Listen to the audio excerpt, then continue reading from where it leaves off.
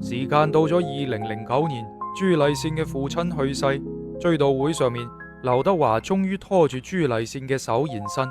呢個亦都令外界震驚。原來兩人早已經低調結婚，呢一段隱藏咗20幾年嘅愛情，終於浮出水面。但意料之外嘅係，劉德華嘅隱婚引發咗一場輿論風暴，有粉絲失望咁樣質問偶像點解欺騙大家，亦都有唔少人將梅艷芳未盡嘅情感同朱麗倩關聯咗起身，直言劉德華對唔住梅艷芳。朱麗倩始終保持住沉默，默默咁樣守護住佢哋嘅感情。如果話朱麗倩嘅隱忍換嚟咗婚姻嘅名分，咁佢喺46歲嗰陣選擇生下個女就更加令人動容。婚後兩人努力咁樣嘗試想要翻一個小朋友，但係朱麗倩年紀已高，只能借助醫學手段，經歷咗無數嘅艱辛，直到2012年46歲嘅佢先至迎嚟咗女兒劉向慧。對朱麗倩嚟講，呢一個小朋友係佢多年等待同埋隱忍嘅最好回報。從高齡孕期嘅不適到生產時候嘅艱難，朱麗倩都咬牙堅持咗落嚟。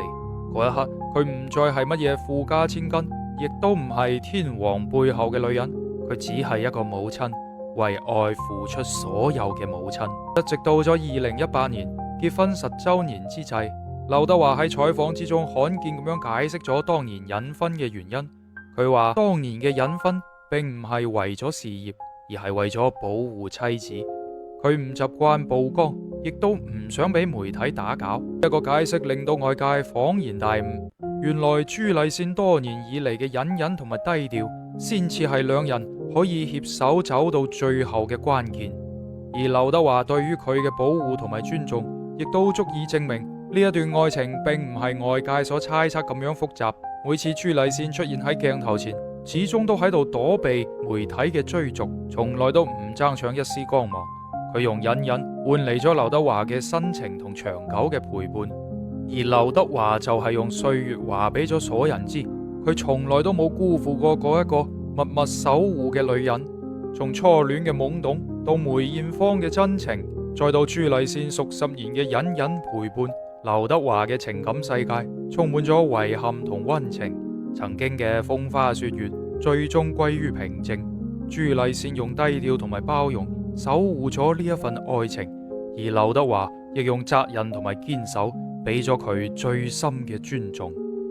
或許真正嘅愛無需轟轟烈烈嘅宣告，唯有時間嘅沉澱同不離不棄，先至係最溫暖嘅歸宿。呢一段經歷咗風雨嘅感情，好似一首歲月靜好嘅情歌，見證咗乜嘢先至係屬於佢哋嘅幸福答案。